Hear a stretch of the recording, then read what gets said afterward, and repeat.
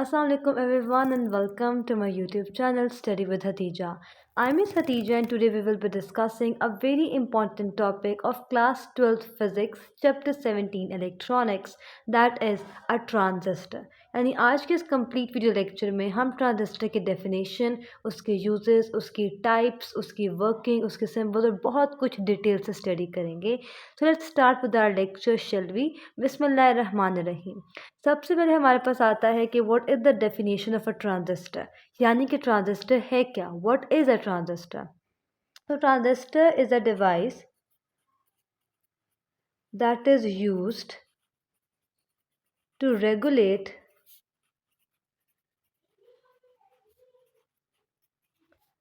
current or voltage in a circuit. यानी transistor एक ऐसा डिवाइस है जिसको हम किसी भी सर्किट में अपनी करंट या वोल्टेज की वैल्यू को रेगुलेट करने के लिए इस्तेमाल करते हैं, यानी उनको कम या ज़्यादा करने के लिए हम इस्तेमाल करते हैं. इसके अलावा हमारे पास जो ट्रांजिस्टर है उसके और भी बहुत सारे यूजेस हैं. नंबर वन इसका यूज़ हमारे पास आता है कि जिसका बहुत फेमस और बहुत बेसिक यूज़ है, that is it's use as an amplifier. जो एक ट्रांजिस्टर हमारे पास होता है उसको हम एज एम्पलीफायर भी यूज़ करते हैं. अब एम्पलीफायर किस चीज़ का? बेसिकली एम्पलीफायर एक ऐसा डिवाइस है जो कि किसी भी चीज़ को बढ़ा कर पेश करता है. तो ट्रांजिस्टर एक ऐसा एम्पलीफायर है जो कि इलेक्ट्रिकल सिग्नल्स को एम्पलीफाई करता है. और कौन से electrical signals? That are the voltage and current. Voltage और करंट के इलेक्ट्रिकल सिग्नल्स को ये एम्पलीफाई करता है. दूसरा इसका जो हमारे पास मेजर यूज़ आता है that is as a switch. जो ट्रांजिस्टर है वो किसी भी सर्किट में स्विच के तौर पर भी यूज़ किया जा सकता है. कैसे? कि जब हमारे पास सर्किट के में फ़्लो करने के लिए इलेक्ट्रॉन्स अवेलेबल हों तो ट्रांजिस्टर जो है वो ऑन हो जाता है, यानी सर्किट को कनेक्ट कर देता है और जो इलेक्ट्रॉन्स हैं वो फ़्लो करते हैं, करंट कॉन्स्टिट्यूट होती है. लेकिन जब इलेक्ट्रॉन्स की डेफिशिएंसी हो या फिर वो प्रेजेंट ना हो इन एक्सेस अमाउंट तो फिर ये ऑफ हो जाता है, बंद कर देता है सर्किट में से फ़्लो ऑफ इलेक्ट्रॉन. इस तरह हमारे पास एक transistor as an amplifier switch के तौर पे काम करता है. और थोड़ी सी डेफिनेशन हमने देख ली कि ये करंट और वोल्टेज को रेगुलेट करता है, एम्पलीफायर है स्विच. अब ये कैसे रेगुलेट करता है, कैसे एक स्विच एम्पलीफायर के तौर पे काम करता है, वो आगे चल के इस वीडियो पे हम स्टडी करेंगे. अब पहली बात हमारे पास आती है इसके बाद, दैट आर दी टाइप्स. कि हमारे पास कितनी टाइप्स हैं एक ट्रांजिस्टर की. तो हमारे पास दो मेजर टाइप्स हैं ट्रांजिस्टर्स की. पहले जो हमारे पास टाइप है that is unipolar transistor. Unipolar transistor. And the second one is bipolar transistor. अब जैसा कि यहाँ से वर्ड यूनी शो करता है, वन. यूनी का मतलब क्या है? वन. यानी एक ऐसा ट्रांजिस्टर है जिसकी वर्किंग किसी एक चीज़ पर डिपेंड करेगी.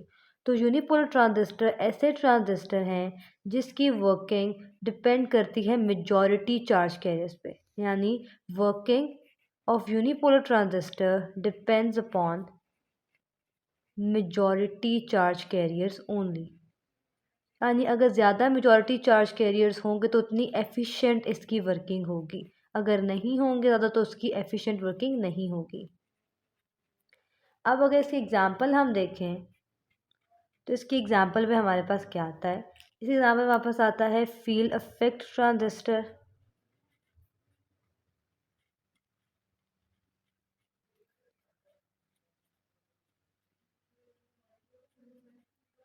यहाँ पास होगा यूनिपोलर. अब हम देखते हैं बायपोलर ट्रांजिस्टर को कि बायपोलर कौन से हैं. बाय का मतलब टू होता है, यानी एक ऐसे ट्रांजिस्टर हैं जिसकी वर्किंग दो चीज़ों पर डिपेंड करती है. अगर इसके कॉन्ट्ररी देखा जाए तो बायपोलर ट्रांजिस्टर की वर्किंग ना सिर्फ मेजॉरिटी बल्कि माइनॉरिटी चार्ज कैरियर्स पर भी डिपेंड करती है. तो ये ऐसे ट्रांजिस्टर हैं जिनकी वर्किंग डिपेंड करती है ऑन बोथ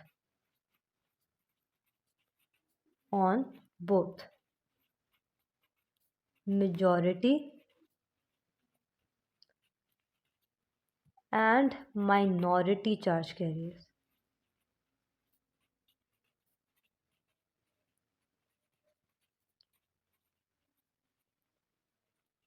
अगर इसकी मैं एग्ज़ाम्पल लूँ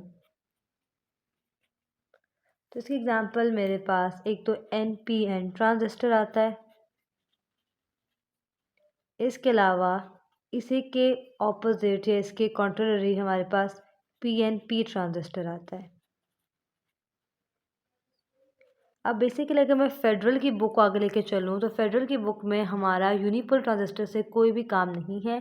हम बेसिकली बाइपोल ट्रांजिस्टर्स को डील करें फेडरल बुक चैप्टर 17 इलेक्ट्रॉनिक्स, और उसमें भी से भी हम NPN पे ज़्यादा डिटेल स्टडी करेंगे।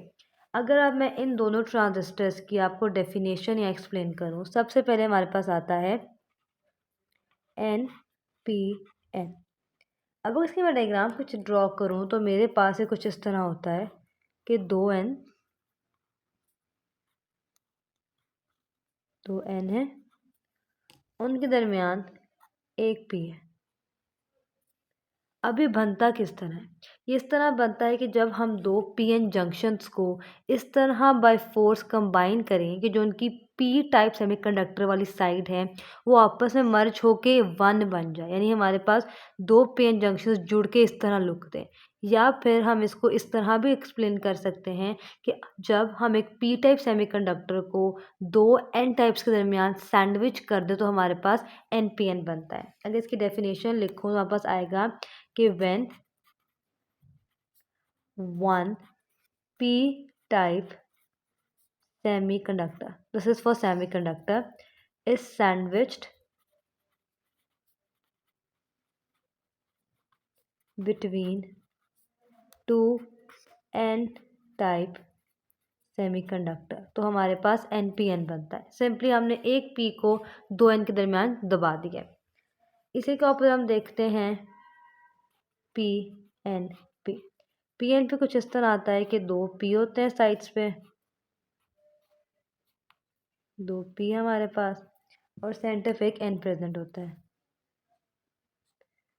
इसकी भी दो से किसी डेफिनेशन हो सकती है कि अगर हम दो PN जंक्शंस जिनको डायोड्स भी कहते हैं उनको बाय फोर्स ऐसे मर्ज करें कि जो उनकी N टाइप सेमीकंडक्टर वाली साइड्स हैं वो आपस में मर्ज होकर एक हो जाएं तो वो PNP बनाता है। इसके अलावा अगर हम एक N को दो P के दरमियान सैंडविच कर दें तो वो भी PNP बनता है। तो इसकी डेफिनेशन क्या होगी कि when one N type semiconductor is sandwiched between two p-type semiconductor तो हमारे पास PNP बनता है। अब यहाँ से क्वेश्चन आता है एंड दैट इज़ कि डेली लाइफ में हम NPN का यूज़ प्रेफर करते हैं ओवर PNP, ऐसा क्यों है? ये एक रियल फैक्ट भी है कि NPN को ज़्यादा यूज़ किया जाता है for experimentation, for practical use, for daily life use. PNP को तो यूज़ नहीं किया जाता। ये क्वेश्चन बहुत से दफ़ा ना सिर्फ फेडरल बोर्ड बल्कि गुजरात बोर्ड पे भी रिपीट हो चुका है। मैं यहाँ क्वेश्चन आपको लिख देती हूँ कि वाई द यूज़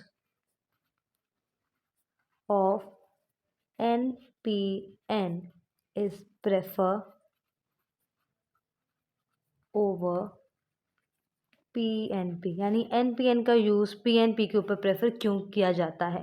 अगर तो आपने मेरी पिछली वीडियोस देखी हुई हैं N टाइप और P टाइप सेमीकंडक्टर या डायोड वाली तो आपको इसका आंसर समझ आ गया होगा। बट अगर आपने नहीं देखी so I want you to put some weight on your mind कि आप कुछ सोचें कि इसका जवाब क्या होगा। अभी मैं इसका जवाब बिल्कुल नहीं बताऊंगी। I want you to formulate the answer in your mind. अगर आपको समझ आ जाए मेरे बताने से पहले तो कमेंट सेक्शन में ज़रूर बता दीजिएगा, लेकिन अगर समझ ना आए so at the end of the video मैं इस सवाल का जवाब ज़रूर दे दूँगी। तब तक try to understand the question and formulate the answer. तो अब हम चलते हैं एक ट्रांजिस्टर के कितने कंपोनेंट्स हैं उनके लिए हम नेक्स्ट पेज पे शिफ्ट होते हैं। So guys now let's have a look on the components of a normal transistor. तो यहाँ मैंने एक NPN ट्रांजिस्टर को ड्रॉ कर लिया क्योंकि मैं पहले ही बता चुकी हूँ कि इसका यूज़ ज़्यादा प्रेफर किया जाता है, इसलिए हम इसी को आगे लेके चलेंगे। तो हमारे पास रिवायती कंपोनेंट्स होते हैं किसी भी ट्रांजिस्टर के, वो हमारे पास होते हैं emitter, then we have a base and lastly we have a collector. यानी किसी भी ट्रांजिस्टर के हमारे पास 3 मेन कंपोनेंट्स होते हैं, that are the emitter, the base and the collector. 3 main हमारे पास कंपोनेंट्स हैं।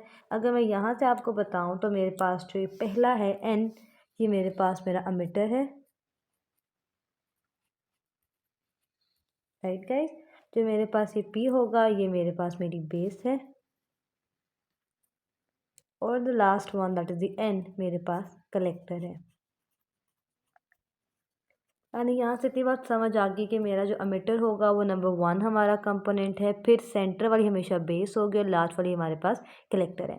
अब यहाँ से कुछ बच्चों का सवाल आएगा कि मैम जो समझ आ गई कि सेंटर पे पी है तो वो बेस है, ठीक है। अगर एन पी एन है तो पी बेस है, अगर पी एन पी है तो एन हमारे पास बेस है। बट अगर एन पी एन देखा जाए तो मेरे पास ये भी एन है, ये भी एन है। मुझे कैसे पता कि ये मीटर है या ये मीटर है या फिर ये कलेक्टर है ये कलेक्टर है? तो उसके लिए हमारे पास सर्टेन डिफरेंस जो हमें स्टडी करने हैं इन तीनों के दरमियान। पहले आता है एमिटर, बेस और कलेक्टर। अभी कुछ डिफरेंस इन तीनों के दरमियान लिख रही हूँ, होप कि आप इन लोगों को नोट डाउन कर लेंगे। पहला जो इनका मेन डिफरेंस है दैट इज डोपिंग। अब डोपिंग का टर्म बिल्कुल भी न्यू नहीं है, ये मैं पहले भी काफ़ी दफ़ा इस्तेमाल कर चुकी हूँ। डोपिंग का सिंपल मतलब होता है एडिशन ऑफ इम्प्योरिटीज़। क्या मतलब होता है? Addition of impurities. और ये मैं पहले ही बता चुकी हूँ कि एन टाइप सेमीकंडक्टर पे हमारे पास पेंटावेलेंट इम्प्योरिटी ऐड होती है, जिससे एन के अंदर मेजॉरिटी चार्ज के इलेक्ट्रॉन्स होते हैं, जबकि पी के अंदर ट्राइवेलेंट इम्प्योरिटी ऐड करते हैं, जिससे इसके अंदर मेजॉरिटी चार्ज के होल्स होते हैं। अगर आपको इन चीज़ों का नहीं पता, आपने बता के समझे नहीं हुए, तो मैं एन और पी टाइप सेमीकंडक्टर की जो लिंक है वो डिस्क्रिप्शन में दे दूँगी, आप देख लीजिएगा। अभी आगे चलते हैं। तो हमारे पास डोपिंग के हवाले से सबसे ज़्यादा जो हाईली डोप्ड होता है वो हमारे पास एमिटर होता है। यानी एमिटर हमारे पास हाईएस्ट डोप्ड होता है, यानी इसकी जो डोपिंग सबसे ज़्यादा होती है, सबसे ज़्यादा इम्प्योरिटी एमिटर में होती है। उसके बाद जो कलेक्टर होता है वो मीडियम डोप्ड होता है, यानी एमिटर से कम बट बेस से ज़्यादा, क्योंकि बेस लोवेस्ट डोप्ड होता है। यानी सबसे ज़्यादा डोपिंग या इम्प्योरिटीज़ एमिटर में डाली जाती हैं, उससे कम कलेक्टर में, और सबसे कम हमारे पास बेस में। उसके बाद हमारी बात आती है कंसंट्रेशन ऑफ इलेक्ट्रॉन्स। यानी इलेक्ट्रॉन्स की कंसंट्रेशन कितनी है, किस में ज़्यादा है, किस में कम है और किस में मीडियम है।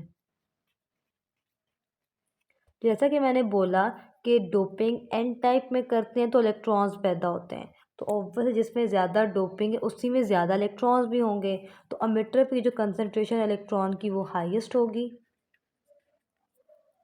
कलेक्टर की मीडियम होगी। और चूँकि हमारे पास पी पे हम ट्राइवेलेंट इम्प्योरिटी ऐड करते हैं तो होल्स मेजॉरिटी में होते हैं। जब पी के अंदर डोपिंग ही बहुत कम की गई है, यानी होल्स जो मेजॉरिटी में होने चाहिए वही बहुत कम बन रहे हैं, तो ऑब्वियसली इलेक्ट्रॉन्स तो बहुत कम होंगे, होल से भी कम। यानी यहाँ लोवेस्ट या निगलेजिबल अमाउंट ऑफ इलेक्ट्रॉन्स होते हैं। जो लास्ट डिफरेंस आता है हमारे पास इनका, दैट इज़ इट्स विड्थ, कि कौन कितना लंबा है, किसकी चौड़ाई ज़्यादा है। तो सबसे ज़्यादा चौड़ाई जो हमारे पास या विड्थ होती है वो कलेक्टर की होती है। फिर उसके बाद हमारे पास एमिटर आता है और सबसे कम बेस की होती है। अब ऐसा क्यों है? अब देखा जाए तो एमिटर अपना मतलब दे रहा है कि इसने एमिट करनी है, कोई भी चीज़ जो है एमिटर ने एमिट करनी है, ठीक है। अब इस केस में इलेक्ट्रॉन्स एमिट होंगे, पहले आपको बता रही हूँ।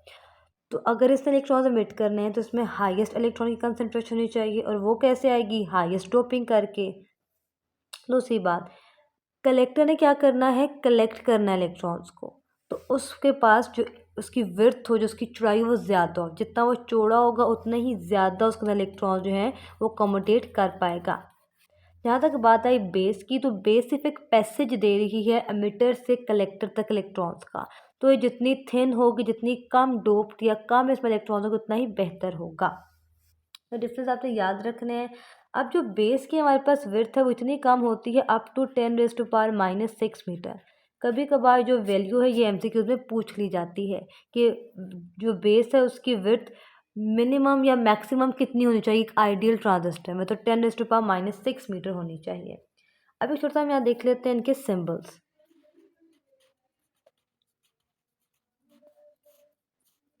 अब हम सिंबल्स कैसे ड्रॉ करते हैं, पहले मैं आपको करके दिखाती हूँ NPN का सिंबल ड्रॉ, कि NPN कैसे ड्रॉ होता है। सिंबल ड्रॉ करने से सबसे पहली चीज़ हमने एक लाइन ड्रॉ करनी होती है, हॉरिजॉन्टल लाइन, और जो बेस होता है उसको नीचे की तरफ लाइन से डोनेट करते हैं, ठीक हो गया। और फिर हम दो ऐसे L शेप्ड यहाँ लाइन्स ड्रॉ करते हैं, जो कि हमारे पास अमिटर और कलेक्टर होता है। थोड़े बराबर होते हैं, थोड़े बड़े छोटे हो गए। अगर NPN पे करूँ तो मेरे पास अमिटर क्या है N, कलेक्टर क्या है N, और मेरे पास बेस क्या है P, यानी ये क्या है NPN। अब यहाँ हमने एक एरो लगाना होता है, और वो एरो बहुत ज़रूरी होता है इनको डिस्टिंग्विश करने के लिए। अब मैंने क्या बोला कि जो करंट है, जो इलेक्ट्रॉन्स हैं, वो कहाँ से कहाँ तक मूव करेंगे, एमिटर से कलेक्टर की तरफ। एमिटर क्या है, नेगेटिवली चार्ज है, क्योंकि N इलेक्ट्रॉन्स हैं, P क्या है, पॉजिटिवली चार्ज। अब यहाँ हम कौन सी करंट शो करते हैं, कन्वेंशनल करंट, और कन्वेंशनल करंट हमेशा पॉजिटिव टू नेगेटिव जाती है। आपने इसी छोटी सी टर्मिनोलॉजी को अपने दिमाग में रखते हो, एरो हमेशा P से N की तरफ लगाना है, यानी एरो का जो पॉइंट होगा वो N की तरफ होगा और वो P से जा रहा होगा, ये बात आपने याद रखनी है।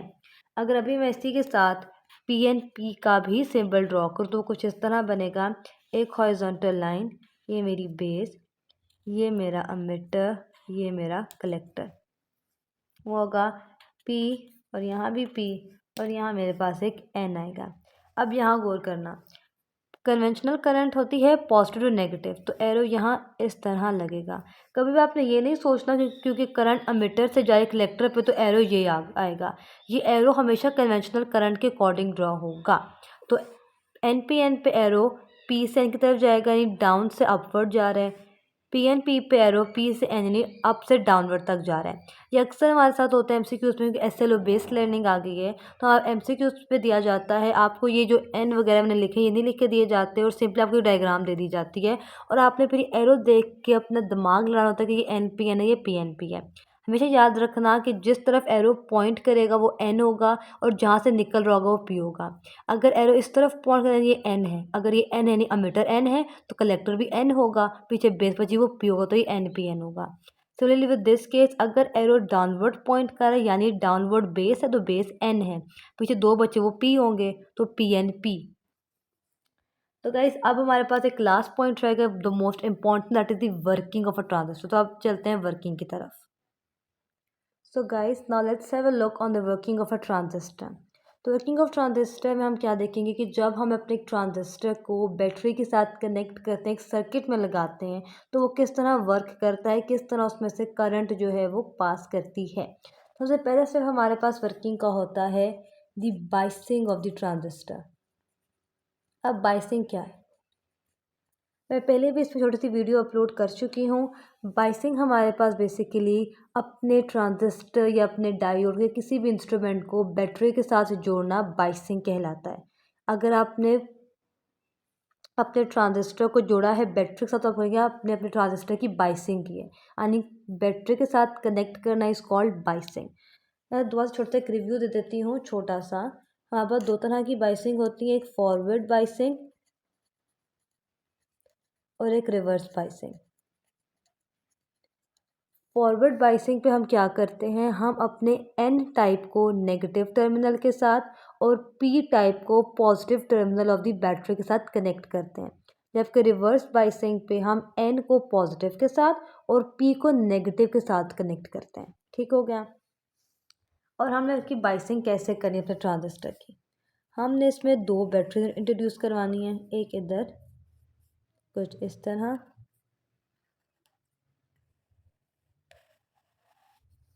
एक इधर कलेक्टर के साथ,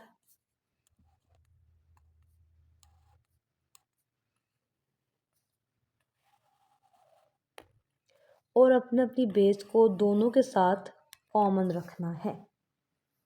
अब ये क्या हो गया, अब देखा जाए तो हमारे पास जब हमने बाइसिंग की तो कुछ इस तरीके से की कि हमारे पास दो पार्ट्स बन गए। ठीक हो गया। एक ये पार्ट जो अमिटर और बेस के दरमियान है, एक ये पार्ट जो बेस और कलेक्टर के दरमियान है। तो यानी बाइसिंग से क्या होता है कि हमारे पास दो रीजन्स बन जाते हैं। एक रीजन हमारे पास होता है इनपुट रीजन और एक हमारे पास होता है आउटपुट रीजन। अब इससे पहले कि मैं इसको बैटरी के साथ कनेक्ट करके बताऊँ कि क्या होगा, हम पहले इन दोनों रीजन्स को देख लेते हैं। तो मेरे पास आता है इनपुट रीजन। इनपुट रीजन क्या है? इनपुट रीजन बेसिकली मेरा ये वाला पूरा रीजन है जो कि अमिटर और बेस के दरमियान है। तो मैं इसको अमिटर जंक्शन भी कहते हैं। क्यों अमिटर जंक्शन कहते हैं इसको? सिर्फ क्यों, अब मैंने इसको अमिटर बेस जंक्शन भी कह सकती थी, बट मैंने इसलिए नहीं लिखते हम लोग क्योंकि बेस जो है वो अमिटर और कलेक्टर के दरमियान कॉमन है, इसलिए हम इस पर बेस का वर्ड यूज़ नहीं करते बार बार। दूसरी बात, यहाँ जो बाइसिंग होगी वो फॉरवर्ड बाइसिंग होगी। ठीक हो गया। और जो यहाँ हम बाइसिंग करेंगे वो फॉरवर्ड बाइसिंग है। आप लोग देख भी सकते हैं फिगर पे कि मैंने एन टाइप को नेगेटिव के साथ जोड़ा है और पी को पॉजिटिव के साथ जोड़ा है। ठीक हो गया, ये फॉरवर्ड बाइसिंग है। और अगली बात हमारे पास आती है जो इसकी वोल्टेज है, उसको हम यहाँ वोल्टेज दे रही है नेगेटिव, ये पॉजिटिव, और उसको हम वी ई से रिप्रेजेंट कर सकते हैं यानी अमिटर वाली वोल्टेज, या फिर वी ई बी से यानी अमिटर बेस वाली वोल्टेज से रिप्रेजेंट करते हैं। अगला हमारे पास आता है आउटपुट रीजन।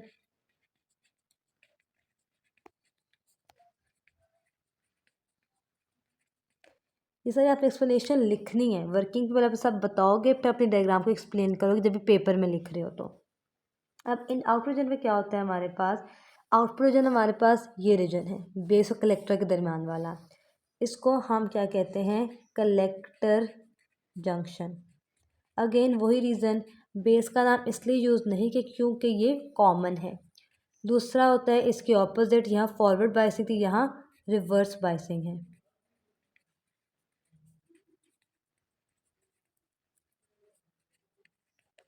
कैसे? यानी ये रिवर्स बाइसिंग है यहाँ। अब देखें तो मेरे पास ये पॉजिटिव है, ये नेगेटिव है, मैंने एन को पॉजिटिव के साथ पी को नेगेटिव के साथ जोड़ा है, ये मेरे पास रिवर्स बाइसिंग होगी। और इसकी वोल्टेज को हम क्या लिखते हैं? वी सी या फिर वी सी बी। ये तो मेरे पास होगी कि बाइसिंग की दो रीजन बन गए। अब एक इम्पॉर्टेंट बात जो आपने याद रखनी है वो क्या है कि जो मेरे पास इनपुट या सॉरी आउटपुट की वोल्टेज है वो ग्रेटर होती है देन इनपुट वोल्टेज। अगर आपने फिगर को गौर से देखा हो तो मैंने यहाँ एक सेल जबकि यहाँ दो सेल्स ड्रॉ किए हैं, सिर्फ इसी पॉइंट को एलैबोरेट करने के लिए कि आउटपुट वोल्टेज जो कि ये है हमेशा इनपुट वोल्टेज से ज़्यादा होगी। आप समझते हैं इसकी पूरी वर्किंग को। Let me just label them, this is emitter, this is our base and this is our collector. अब अगर आप गौर से देखें अपने बैटरी के यहाँ जो हम पोटेंशियल दे रहे हैं और फिर अपने अमीटर और कलेक्टर को देखें तो अब अमीटर के अंदर हमारे पास मेजॉरिटी में क्या है? इलेक्ट्रॉन्स हैं। ठीक हो गया। अब हमारे पास क्या होता है? ये नेगेटिव पोटेंशियल है, इलेक्ट्रॉन नेगेटिवली चार्ज है। ये negative potential of the battery क्या करेगा? इन इलेक्ट्रॉन्स को रिपेल करेगा। क्या करेगा? रिपेल, क्योंकि जो लाइक होते हैं वो हमेशा दूसरे को रिपेल करते हैं। जबकि यहाँ मैंने एक पॉजिटिव पोटेंशियल दिया है और कलेक्टर के अंदर भी जो इलेक्ट्रॉन्स हैं वो नेगेटिवली चार्ज हैं। ठीक हो गया। अब यहाँ से जो ये पॉजिटिव पोटेंशियल है ये इन इलेक्ट्रॉन्स को तरफ अट्रैक्ट करेगा, लेकिन चूँकि ये जो वोल्टेज मैंने प्रोवाइड किया है ये इस वोल्टेज से ग्रेटर है तो ये ना सिर्फ कलेक्टर के इलेक्ट्रॉन्स को बल्कि अमिटर के इलेक्ट्रॉन्स को भी अट्रैक्ट करेगा। इस अट्रैक्शन से क्या होगा कि चूँकि ये वाली जो इनपुट वोल्टेज है वो इसके इलेक्ट्रॉन्स को रिपेल कर रही है और जो आउटपुट वोल्टेज है वो उनको अट्रैक्ट कर रही है, तो जो अमिटर के इलेक्ट्रॉन्स हैं वो मूव करना शुरू कर देंगे टुवर्ड कलेक्टर। अब इस मूवमेंट से क्या होगा? करंट बनेगी, क्योंकि करंट हमारे पास क्या है? current is basically constituted by the movement of charges per unit time, and those charges are basically electrons के flow से charge का करंट कॉन्स्टिट्यूट होती है। तो जब हमारे पास यहाँ से ये पोटेंशियल रिपेल करेगा, यहाँ से ये पोटेंशियल अट्रैक्ट करेगा, तो अमीटर के इलेक्ट्रॉन मजबूर हो जाएंगे कि वो बेस से होते हुए कलेक्टर तक जाए, और इन मूवमेंट से हमारे अंदर ट्रांजिस्टर जो है इसमें से करंट प्रोड्यूस होगी, करंट प्रोड्यूस हो जाएगी ट्रांजिस्टर के अंदर। अब यहाँ एक बात आती है जो आपने इक्वेशन याद करें, that is very important, that is current in the ammeter. Total current हमारे पास करंट भानी क्यों रही है? अमीटर के इलेक्ट्रॉन्स की वजह से, क्योंकि देखिए कलेक्टर के इलेक्ट्रॉन्स तो मूव नहीं कर रहे within the transistor, transistor सिर्फ अमीटर के इलेक्ट्रॉन्स ही मूव करके जा रहे हैं कलेक्टर तक। जो करंट है, original current, total current transistor वो अमीटर की वजह से आ रही है, वो इक्वल है sum of the current in the base plus sum of the current in the collector. अब यहाँ ये बी लिख देना काफ़ी बच्चों को कंफ्यूज कर देने के लिए। अब यहाँ बी जो मैंने लिखा है क्यों लिखा है, अब देखा जाए स्टूडेंट्स, तो बेस मेरे पास पी टाइप है, पी में मेजॉरिटी में होल्स होते हैं, कुछ जो इलेक्ट्रॉन्स एमिटर से जा रहे होंगे कलेक्टर की तरफ वो बेस में रुक जाते हैं, और वो बेस में प्रेजेंट होल्स को फिल करने में लग जाते हैं, वो उनको फिल करने में मूवमेंट शो करते हैं। तो जब वो इलेक्ट्रॉन्स इधर प्रेजेंट होल को फिल करने के लिए मूवमेंट शो करते हैं, तो इस मूवमेंट से क्या होता है कि बेस में माइनर सी अमाउंट ऑफ करंट नोटिस करते हैं। तो यानी जो अमीटर से करंट, टोटल करंट थी अमीटर के इलेक्ट्रॉन्स की मूवमेंट से, वो सिर्फ कलेक्टर में ही जमा नहीं हुई, उसका एक माइनर सा हिस्सा बेस में भी आया है। इसलिए जो करंट है अमीटर की, जो टोटल करंट है ट्रांजिस्टर में, वो बेस में जाने वाली करंट प्लस कलेक्टर जाने वाली करंट की है। फॉर एग्जाम्पल अगर 15 एम्पेयर करंट है मीटर की, तो 14.7 जाएगी कलेक्टर में, लेकिन 0.3 बेस में भी जाएगी, तो इस टाइम इसको निगलेजिबल नहीं कह सकते। तो गाइज़ यहाँ के हमारा आज का एक लेक्चर जो बहुत लॉन्ग लेक्चर हो गया था अपने एंड को पहुँचता है। आज के इस पूरे वीडियो लेक्चर में हमने देखा कि ट्रांजिस्टर क्या है, उसकी डेफिनेशन, उसकी टाइप्स, सब टाइप्स, उसकी वर्किंग, उसके कंपोनेंट्स, उसके डिफरेंसेस, उनके सिंबल, बहुत कुछ देखा। अगर अभी तक आपकी कोई भी डाउट्स हैं, आपको लगता है कि कोई चीज़ मैंने मिस कर दी है, तो कमेंट सेक्शन में ज़रूर मुझे बता दीजिएगा। इसके अलावा अगर आप मेरे चैनल पे न्यू हैं तो चैनल को सब्सक्राइब करना मत भूलिएगा, और कमेंट सेक्शन में अपनी प्रेशियस थॉट्स से मुझे ज़रूर आगाह कीजिएगा। I would love to hear from all of you guys. तब तक के लिए best of luck for your future. अल्लाह हाफिज़, अल्लाह निगहबान।